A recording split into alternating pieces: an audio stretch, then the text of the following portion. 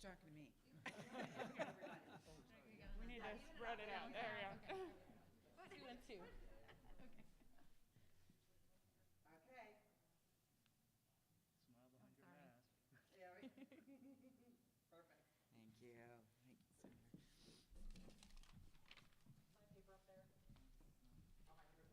This is yours. Okay. Yeah, I did lose my paper last time. So you know I was on the board of Bill.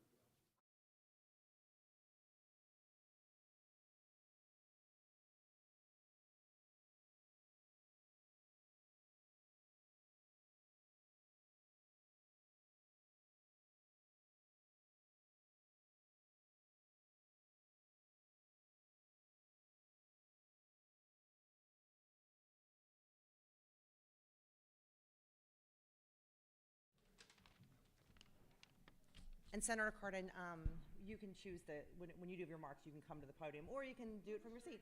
Yeah, you're the boss. We are 1 minute ahead of schedule. Look at us. I love it.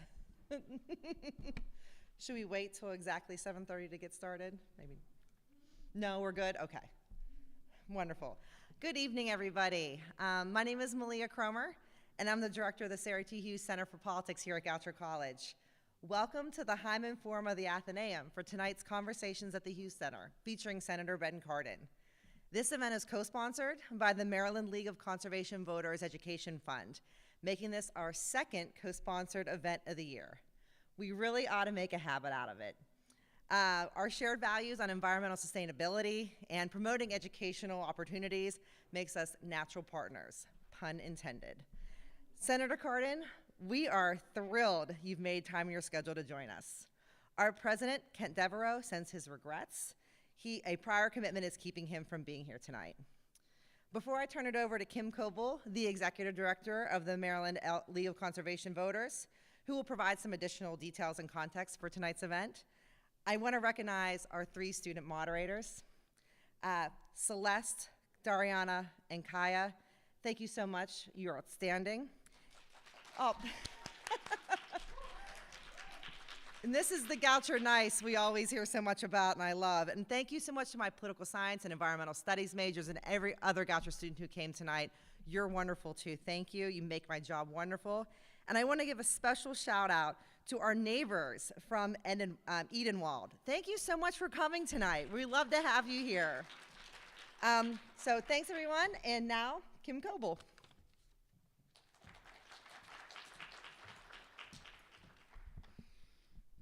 Thank you, Malia, and thank you all for being here. I also want to give a shout out to the many folks that are with us via live stream. You had a choice of being here in person or being on live stream, and we welcome you all. It is an honor to be here tonight with the students and to have their neighbors join us as well. I love the juxtaposition of generations that this topic really brings out. So I think it'll be a very productive evening. There's no doubt about it that climate change is the imminent threat for our society, for ourselves. And Maryland LCV completed a strategic plan a year ago. And our board and members and staff all agreed that our focal point was climate change and justice.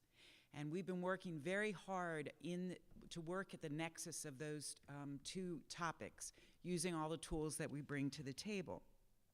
I'm very proud to report that the Maryland General Assembly passed the Climate Solutions Now Act this year, and it has been called the most significant climate bill in the country. So there's a lot to be proud of. There's also a lot of work ahead. We know that tackling climate change and all the threats that it presents to different communities is not something that Maryland can do alone or should do alone. And that's why we are so grateful for the partnership that we have with Senator Cardin and the representatives from Maryland that serve us in Congress. We have been working with Senator Cardin, Senator Van Hollen, and our representatives to really try to get federal programs in place, including federal funding to help the states implement climate changing impact reducing programs. We've got a ways to go, there's some opportunities at the federal level that we really need to push for and are urging our representatives to make sure happen. And I know that the students and the senator will have a great conversation on those topics. Senator Cardin has been a longtime hero of mine personally, of our organization, and for our state. He was elected to the Senate in 2006. He serves as the chair of the Small Business and Entrepreneurship Committee. He's a senior member of the Senate Foreign Relations, Finance, and Environmental and Public Works Committees. Of his many legislative accomplishments, one of the strongest achievements he has had is the protection of the Chesapeake Bay. And this year he helped secure record funding for EPA's Bay program. He also worked for funding to improve America's aging water infrastructure while addressing the need for climate resiliency. So on behalf of all of us in Maryland, thank you, Senator. On behalf of the students and the audience here and on the live stream, we welcome you tonight and thank you for your time. Senator Cardin.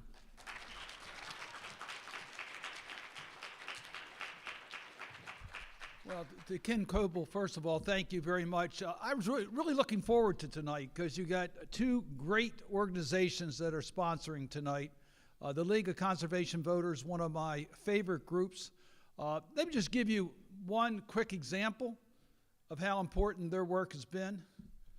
We had a previous administration in Washington that wasn't exactly friendly towards the environment. I think we would all agree on that.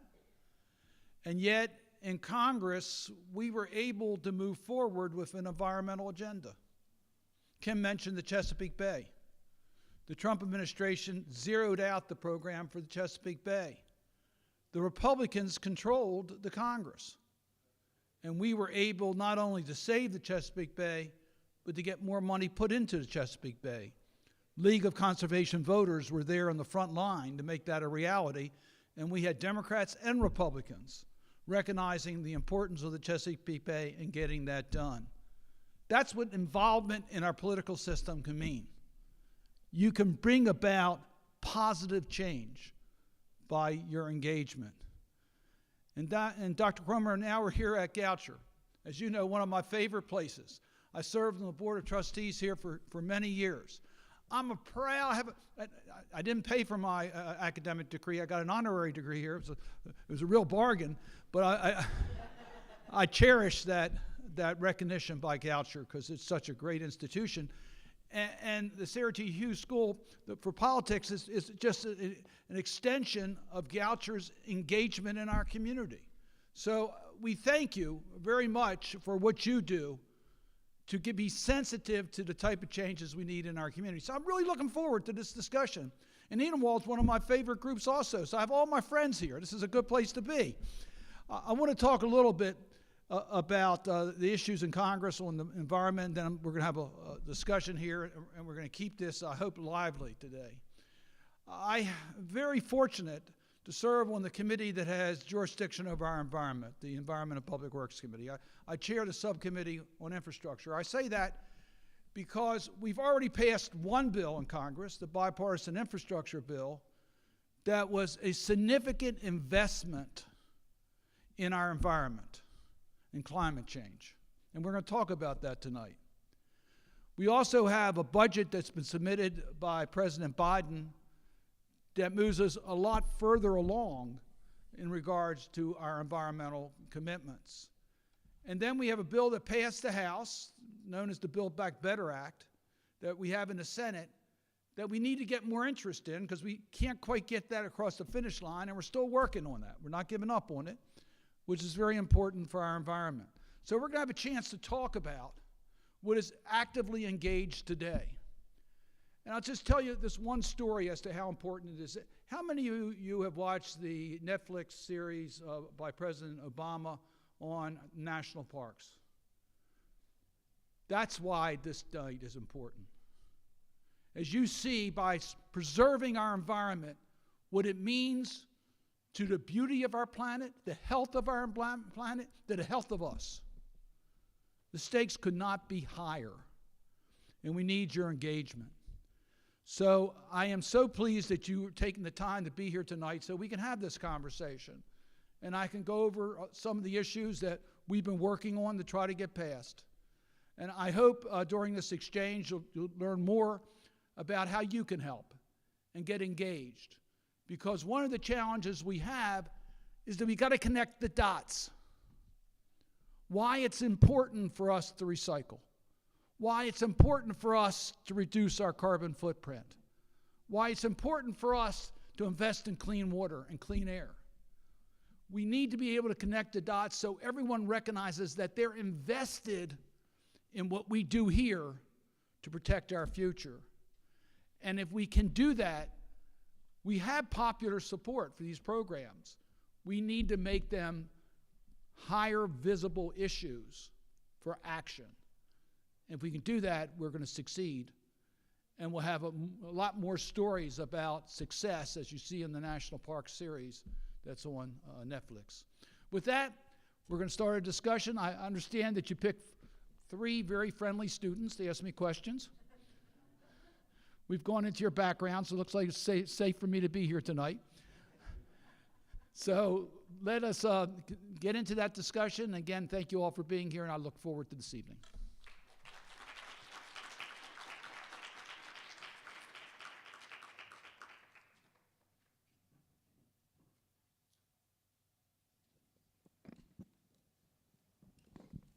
On behalf of the students tonight, thank you so much for being here, Senator Cardin. As you mentioned, you're a member of the Environment and Public Works Committee. Can you talk to us a little bit about the most important legislation currently being discussed here, or even in the U.S. Senate more broadly? Well, thanks. Is this on? No? No. Okay. I think I got you now. Thanks for that question. First, let me tell you what we've already been able to do in this Congress. As you know, President Biden's been in office now for about a year and a third. He came into office wanting to change the priorities of this country. He called it to build back America better and fairer, to invest in our own country. The first priority was to deal with COVID. And we invested a lot of money in vaccines, not only here, but around the world, because we recognize this is a global pandemic. We invested a lot of money in therapeutic drugs to keep people safer who get the virus. And now the virus is still with us, but it's a lot safer than it was a little over a year ago. America, which was trailing the world a year ago, is now leading the world in dealing with COVID-19 and developing the next generation of vaccines. The second thing he wanted to do was rebuild America's infrastructure. And we were able to pass a bipartisan bill to do that. In that bipartisan bill is a major investment in our environment. And what do I mean by that? We've got to reduce our carbon footprint dramatically. I was part of a Senate delegation, I led it to Glasgow in November for the climate talks, COP26, where we made a global commitment to renew the commitment we made in Paris in COP21 in 2015. I was there also for that meeting. We've got to slow down the warming of the earth. And greenhouse gases cause the warming of the earth. So we have to reduce our carbon footprint. If we're going to be able to save our coastlines, we see sea level rising, and our coastal lands are disappearing. I represent the state of Maryland. I can show you what's happening at the Naval Academy and the risk factors of that facility. I could show you what's happening on the Eastern Shore, where we're losing coastlines, or go to Blackwater Wildlife Refuge and see how much of the wetlands we've lost and what impact that has on our environment. So we have to slow down the growth, and that means emitting less carbon. In this bipartisan infrastructure package, we invested a great deal of money in electrifying our transportation fleet by investing in charging stations and providing innovative ways to electrify our transportation fleets, whether they are buses or trucks. And the Maryland General Assembly, as it was, as Kim told us a little bit earlier ago, passed one of the most far-reaching bill of any state, a very aggressive step to reduce our carbon footprint. And that depends upon electrifying our transportation. It involves using alternative fuels. It involves a lot of actions we've got to take. The infrastructure bill was the first step at the federal level to be their partner.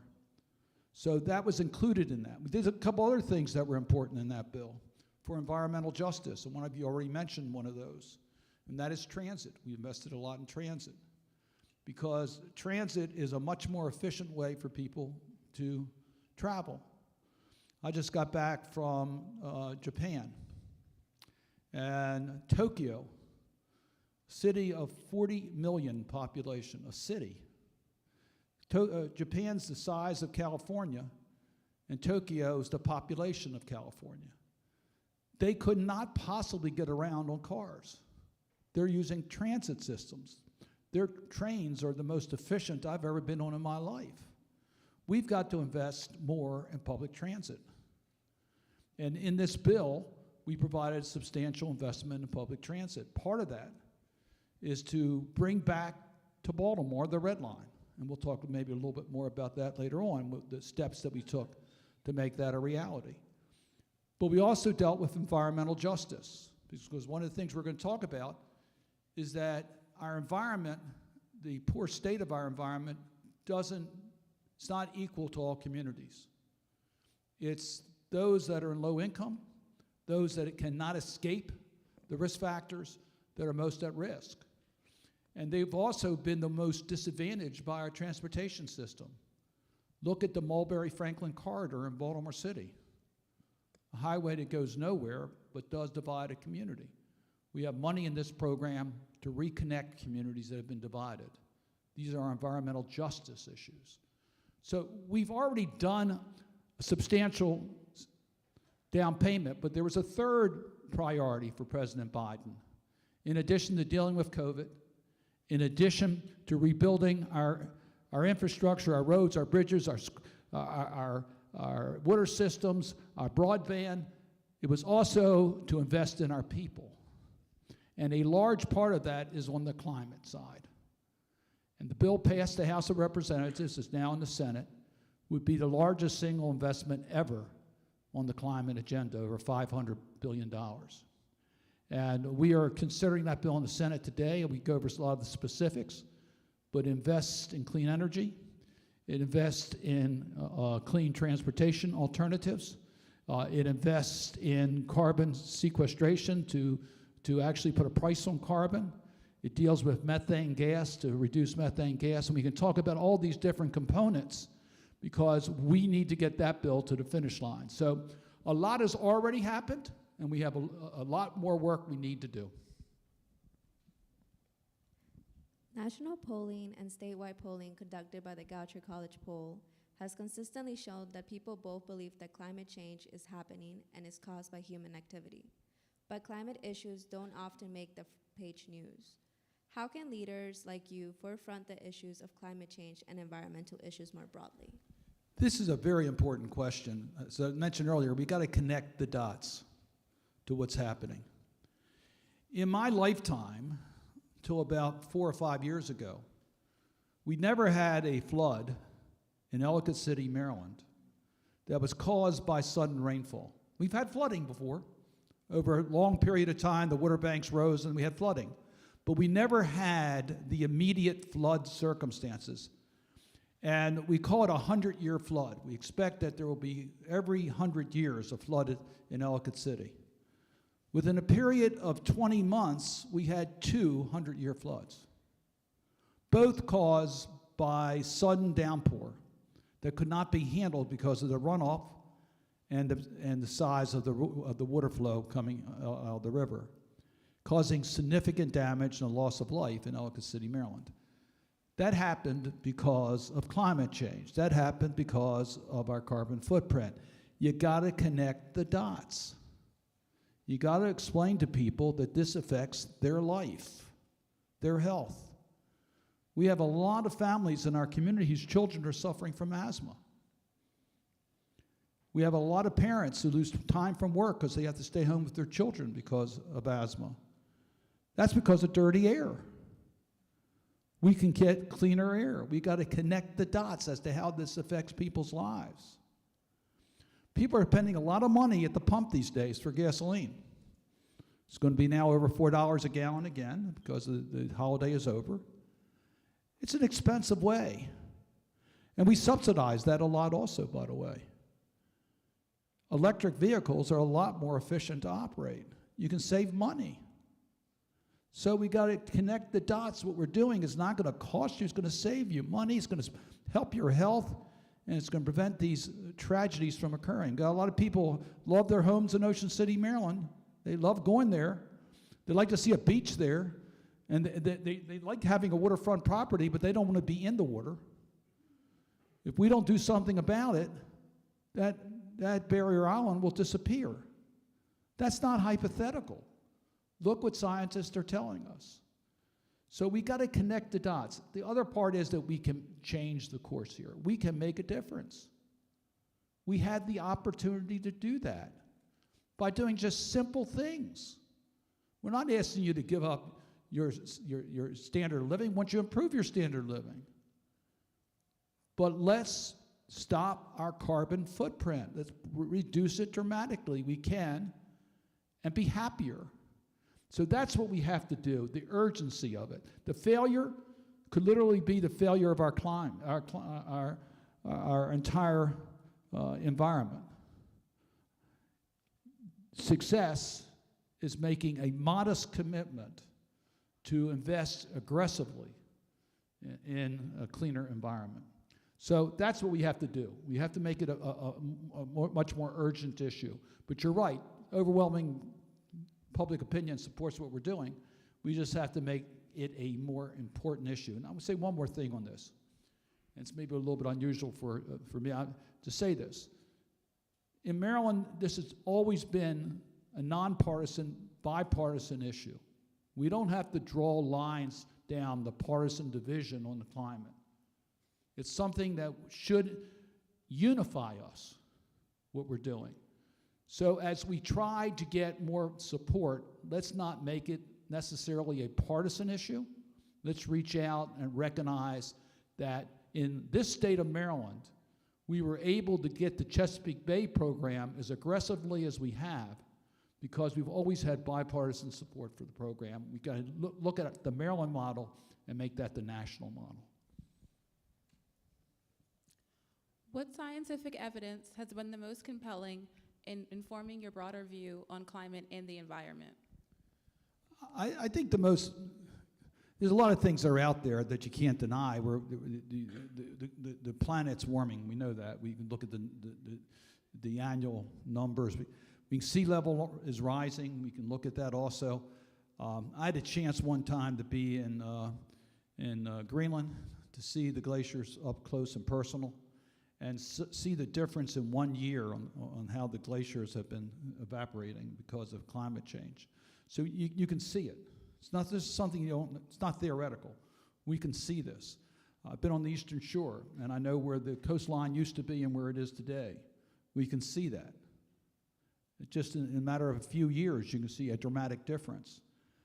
But if we don't change course, if we're not successful, we're talking about in the next 50 years, sea level rising a foot. Now, a lot of places aren't going to be there because a lot of places are at sea level. They're gone. So I think this is the reality of how serious this is. And just look around you, see what's happening. Look at the floods that are occurring. If you live in Miami, you don't even need a heavy rain. All you need is a high tide and some wind, and you're flooded today. So I think pointing out these facts, and by the way, these natural disasters caused by the weather events are a lot more expensive than the investments we're trying to make to prevent them. So by investing in adaptation and dealing with the cause, it's less expensive than to deal with the consequences, and you got to underscore that point as much as you can. What is federal climate change legislation likely to include? Will the United States be able to uphold its global commitment to action on climate change? Can Marylanders expect federal funding to support provisions in the Climate Solutions Now Act passed earlier this month? Uncertain, yes, yes. No, I'm not sure what's going to be in the bill that we're working on. If we can get a bill to the finish line under what's known as budget reconciliation, where we can do it by a simple majority, and we can talk about that, I am very, very confident that it will include the most significant investment in climate in the history of any bill that we've passed, if we can get a bill to the finish line, so that it will include substantial resources for carbon friendly energy sources, reducing our carbon footprint dramatically in transportation and energy. It will include a lot of incentive funds for creative ways in transportation and housing and electrification of our buildings. All that is included in the legislation that we expect to pass, and if we can get a bill to the finish line. If we don't get it to the finish line through reconciliation, parts of this will become law. We'll figure out ways to do it through the budget process. We'll figure out smaller bites. We will get a more aggressive environmental agenda through this Congress. It won't be as aggressive as the League of Women, Conservation Voters want, or that Senator Cardin wants, but it will be a good day for our environment in this Congress. I'm confident about that. And yes, the United States will meet its global commitments. Our global commitments are modest, quite frankly, and are very doable. The executive action taken by the Biden administration, plus the investments we've already made in the infrastructure bill and the additional investments we'll make this year, will put us on path to meet our goals. But we got to do better than that. It's not enough. And we have to make sure that the global community steps up, and there's got to be consequences to those who do not. We have to have more review conferences, and there's got to be more of a pressure put on every country in the world, including the United States, to meet our goals. And let me tell you what's at stake here. The developed world already abused our natural resources from the point of view of climate issues. You know, our forests have been already taken. So now we are going to the developing world to tell them not to use their resources so that they can protect the planet. And that's right for us to ask for that, but we have to contribute and help them do that through resources and technology. So we have responsibilities well beyond just what we're doing here in the United States. We've got to work on this on a much more global level. And yes, the legislature passed a very aggressive climate bill, and part of that are funding sources that are already made available at the federal level. For example, we have this fund that will enable for creative ways to deal with electrifying your infrastructure and your highways. The state of Maryland's going to get money on that, et cetera. And let me just remind my state officials and my local officials that thanks to President Biden, and in this case it was all Democrats, no Republicans helped us, we passed the American Rescue Plan. And the American Rescue Plan provided billions of dollars in basically general funds to the state and local governments of Maryland. Maryland and its localities received billions of dollars. And the Maryland General Assembly just was able to give tax breaks and do all these things. Why? Because they had surpluses. Why did they have surpluses? Because of the American Rescue Plan. So we already have provided the state a substantial amount of resources, and quite frankly, they're using them right. That's what we wanted them to do. But we did that, the Biden administration did that, they had the courage to say we're going to give our state and local governments the money they need to get through COVID-19 and to keep our economy moving forward. And that's exactly what we're doing with that money locally. But you see these surpluses. It didn't happen because of the management of the funds at the local level. It happened because of the American Rescue Plan. So I am confident that there's resources here for the state. The Infrastructure Investment and Jobs Act includes $91.2 billion to repair and modernize transit. How should Maryland invest its federal dollars to help meet both transit and environmental goals? Well, thanks for that question. Transit, to me, is absolutely critically important. And if you travel through Europe, you've gone through Asia, you know that the United States does not lead the world in transit, that's for sure. It is actually scandalous that we have such an outdated and inadequate transit system, whether it's our buses or whether it's our rail systems or whether it's our interrail. Travel up to New York, you don't know if you're going to get there on time or not. In Japan, their on-time record's about 100%. And you can travel the distance from here to New York a lot faster in Japan than you can here. And there are more trains running. And they're nicer trains. So we can do better. We can do a lot better on transit here in this country. But we have to invest in transit. So this bill does invest in transit. We do provide about $1.7 billion for the Washington transit system, $1.5 billion for a 10-year commitment for the federal partnership in the WMATA system. That's good. The Washington area is in desperate need to modernize. It's an old system. The WMATA is a very old system. They have to modernize in Washington. So we got to invest in that. There's money in that bill to do exactly that. Baltimore has been transit denied. It has not had the state's attention to transit the way it should. And I was extremely disappointed and opposed to Governor Hogan's cancellation of the Red Line. The Red Line would have provided rapid rail transit to a wider part of Baltimore so we can start to have a rapid rail transit system. We don't. We have one line, and it's nice, but we don't have all the amenities we need to have a modern rapid rail system that is necessary in order to be on time to get to work. So what we did in this bill, our congressional delegation, unprecedented. We said to Baltimore, we said to Maryland, we're ready for you again for the Red Line. Apply for the money, and we will be very favorably inclined to give you the federal share again. And remember, the federal government had made a commitment in writing, signed, to participate, which means the Red Line would have been primarily federal funds, and Governor Hogan turned it down.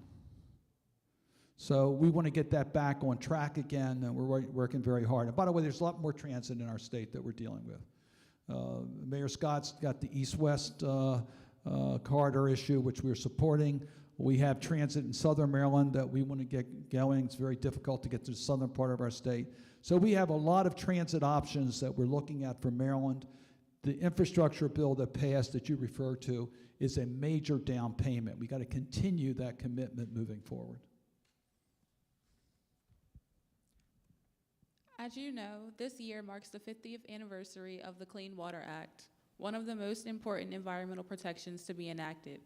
What progress have we made since then, and where do we need to go?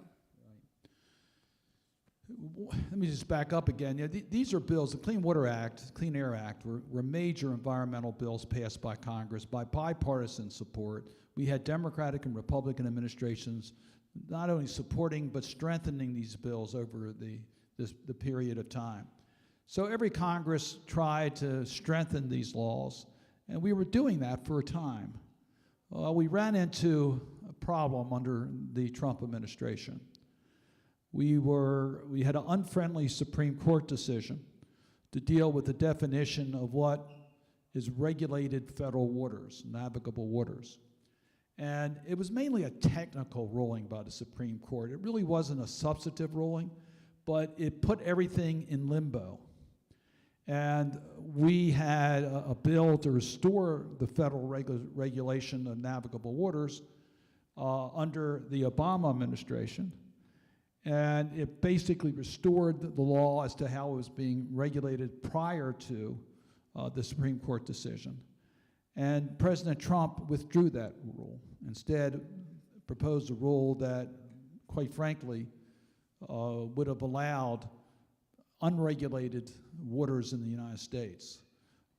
Fortunately, that never became law because of the regulatory process. President Biden has now revising that again, and if we can hold on to that, if we can get a regulation that makes sense for the Clean Water Act, that's going to be a very important part of regulating clean water in this country. So the federal government, because pollution knows no state boundary, it's impossible for Maryland to regulate the quality of the waters that go into, for example, the Susquehanna, that travels through New York and travels through Pennsylvania before it gets to Maryland.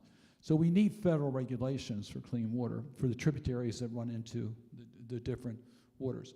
We're trying to get that done in this Congress, and that's going to be one of our major challenges, will be to strengthen the Clean Water Act. The second thing is, we talked about infrastructure earlier. We talked mainly roads and bridges and transit systems, but our water infrastructure is really old.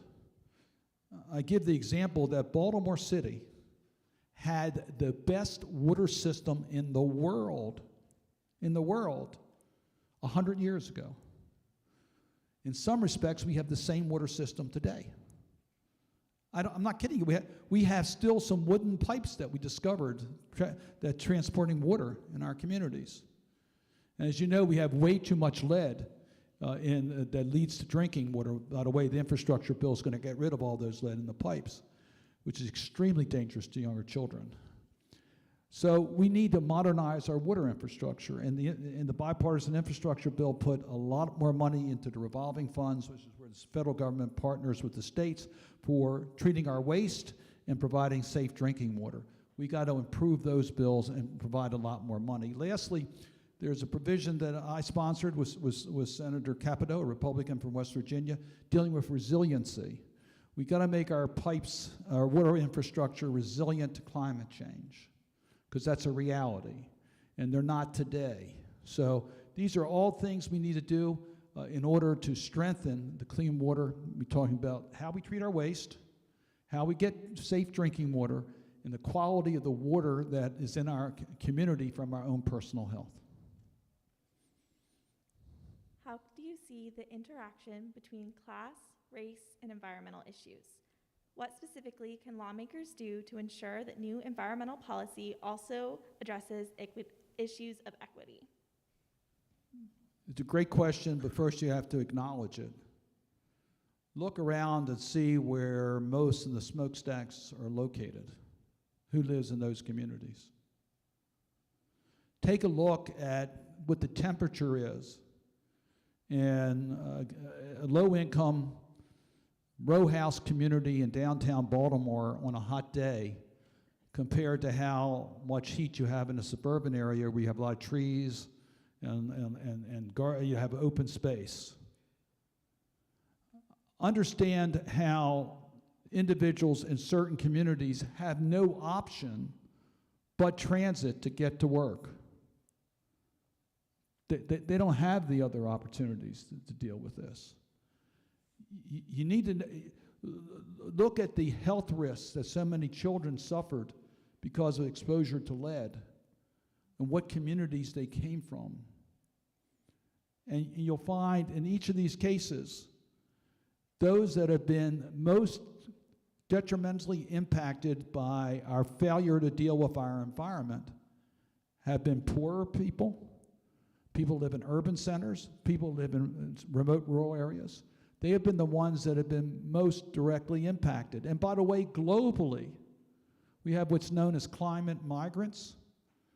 They're almost all poor populations that cannot have the resources to move to where they can be safe.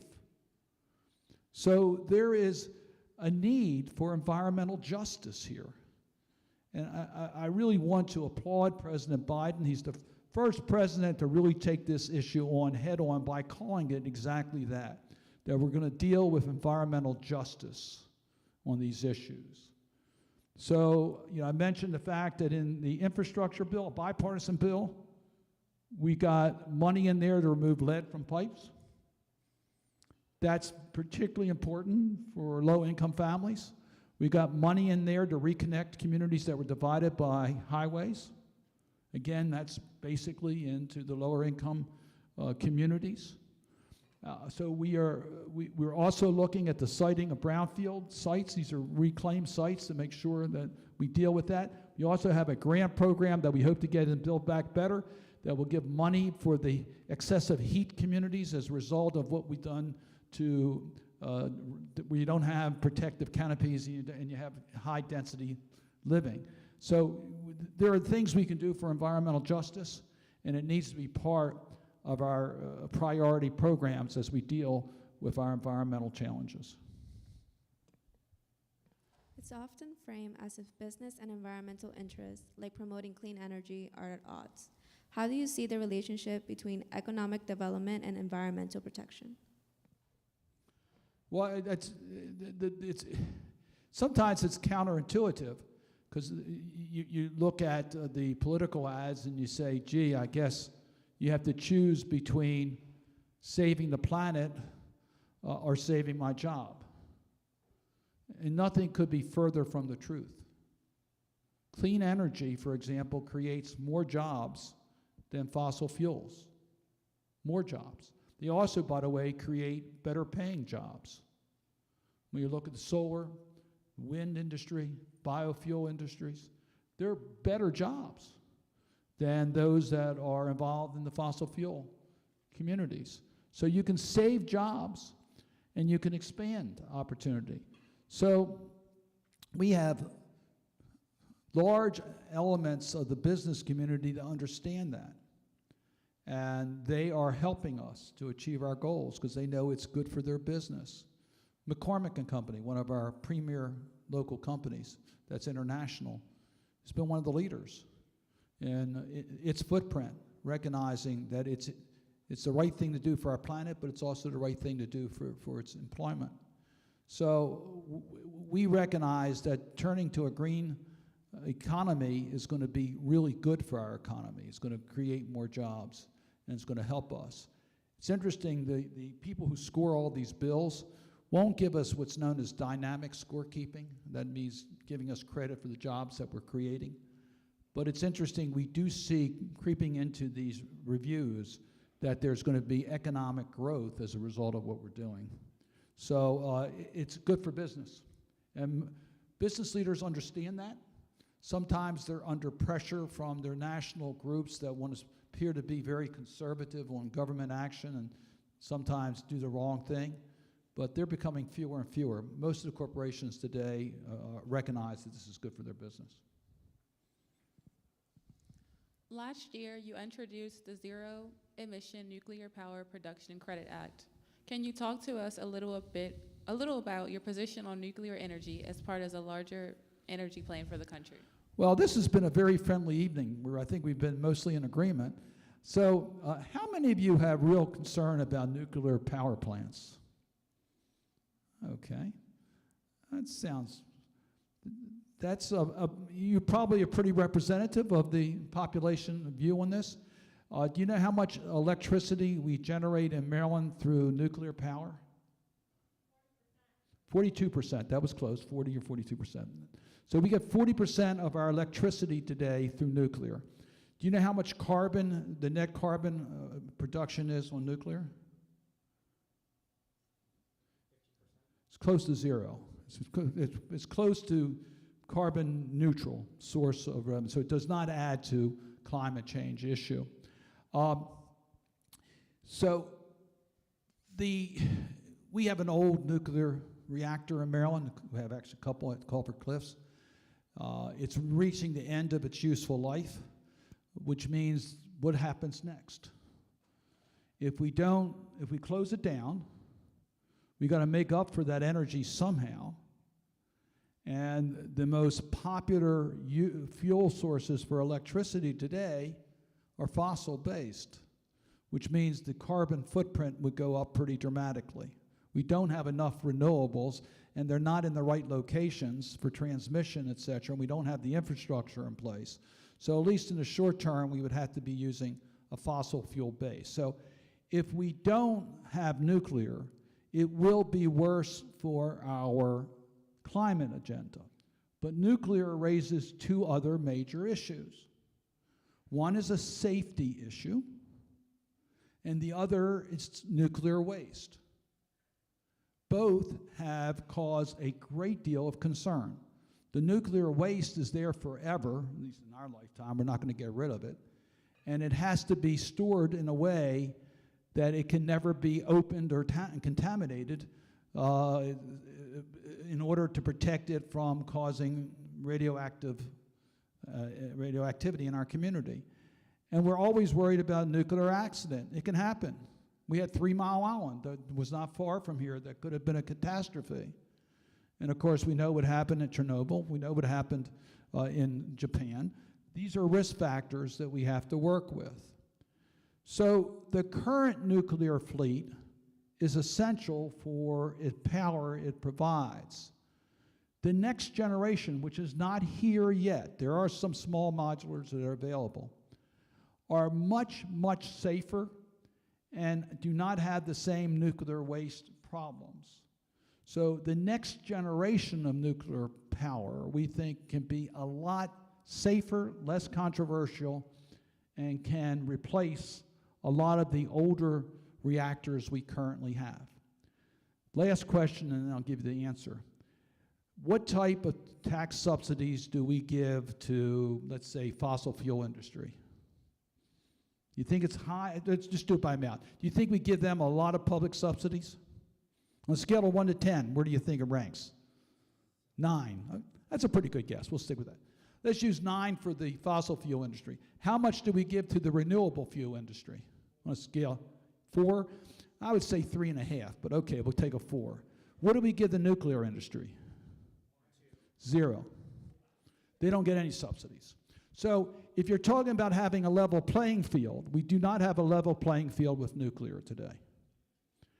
The legislation I've introduced, and by the way, that Senator Wyden is the principal architect of our committee's work on this, which is in the Build Back Better agenda, is to say all sources of energy should have a level playing field so that we don't show favoritisms towards one. We want to show favoritisms to those that have the smallest carbon footprint.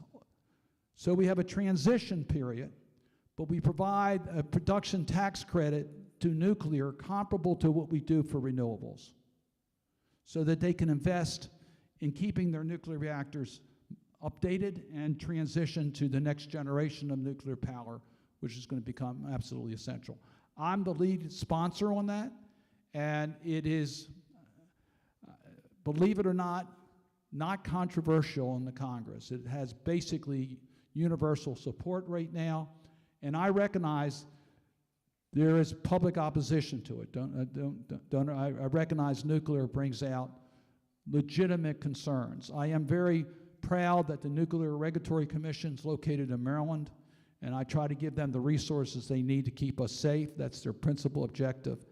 And we've had safe operations of our nuclear facilities in Maryland and throughout the nation for the last several decades.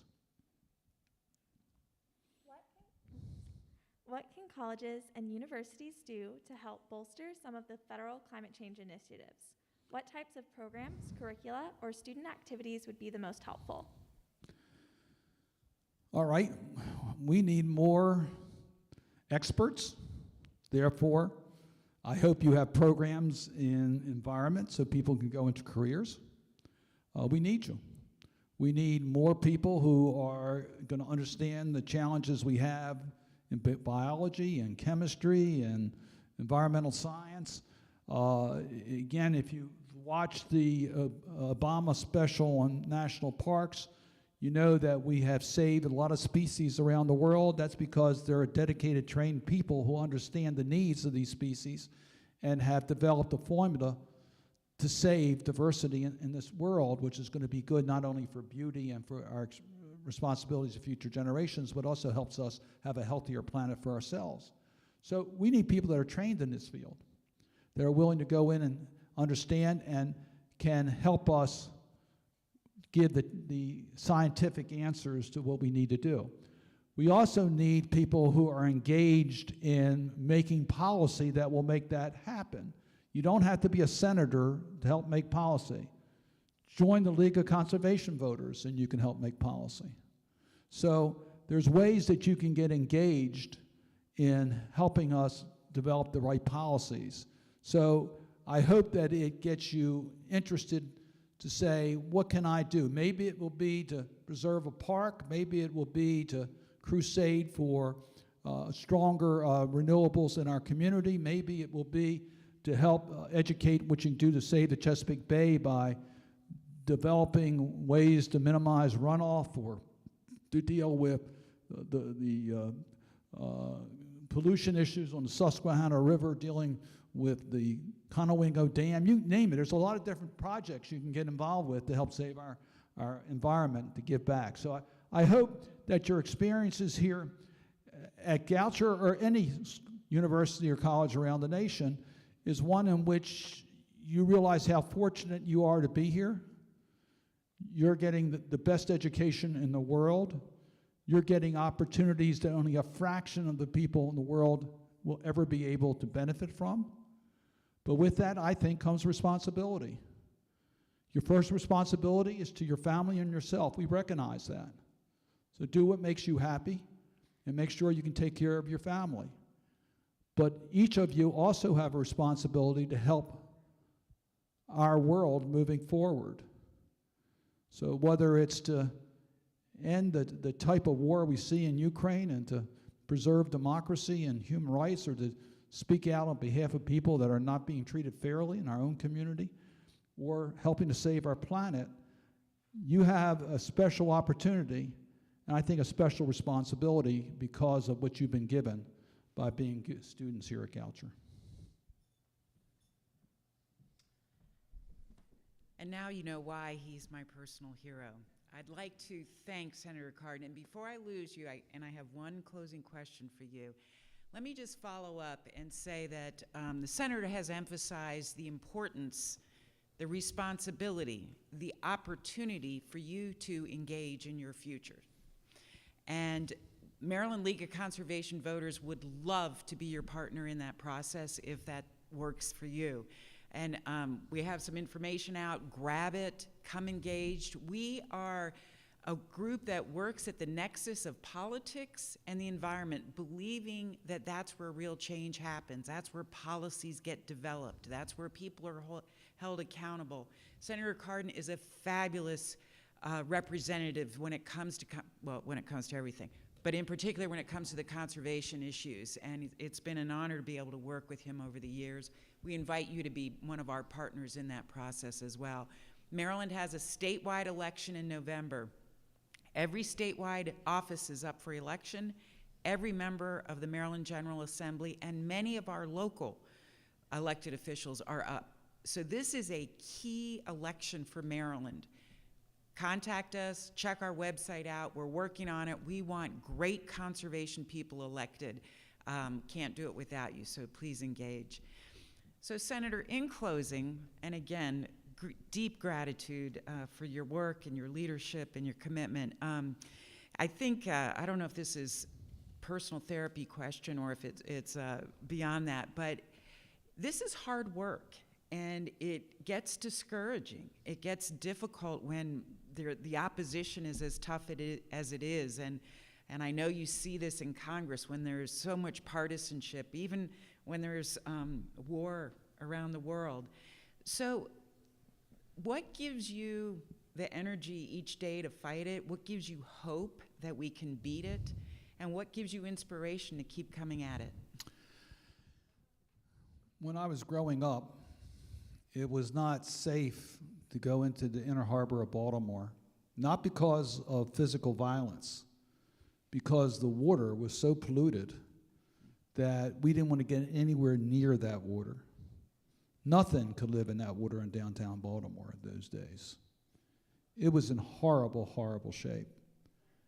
And we knew when I was in the Maryland General Assembly that the Chesapeake Bay was very damaged.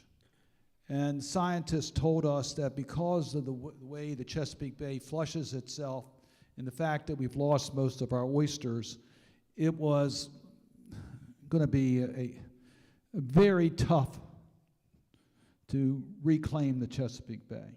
But it would take multiple generations to do it. And under the leadership of then Governor Harry Hughes, we decided that we would take on that challenge, knowing full well that many of us would not see the progress. Now, I've been around now long enough to see the progress.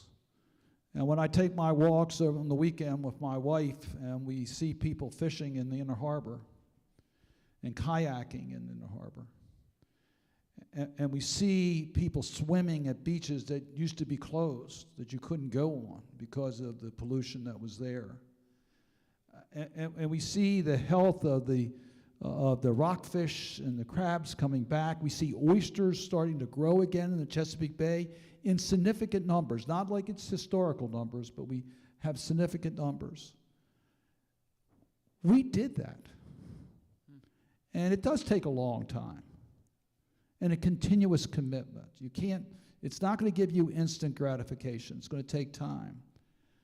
We made a difference, and we could do the same thing. So when you see the species of life that are now living that would have been gone by now, and I returned to the National Parks series, knowing full well that humans made that possible. It would not have happened but for humans changing behavior here on Earth. We can make a big difference.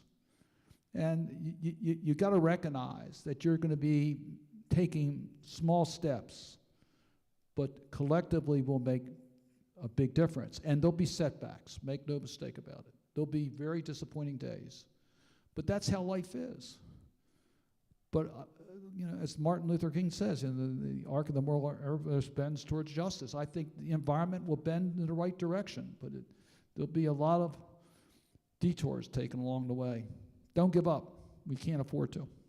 Thank you, Senator. Join me in. My name is Alex Norbeck. I'm an 18-year-old member of the Senators Movement of Baltimore. You've mentioned tonight that we need bold federal action to reduce or stop the worst effects of climate change. Given that, would you like to sign the Green New Deal pledge tonight?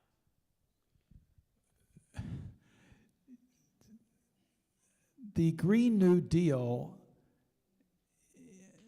if you tell me what, I know what was suggested in the last Congress. I think we are implementing a significant part of the Green New Deal in the Build Back Better agenda of President Biden. I think he incorporated a significant part of the objectives of the Green New Deal. There's nothing in the Green New Deal that I find objectionable. I want to be able to bring our country together to make progress.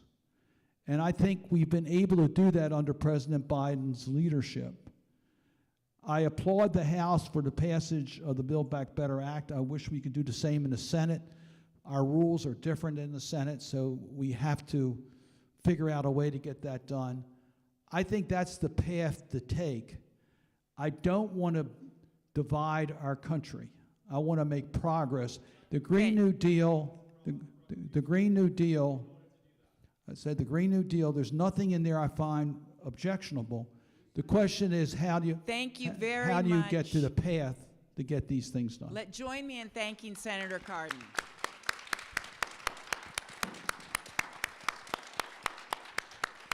Thank you. Thank you.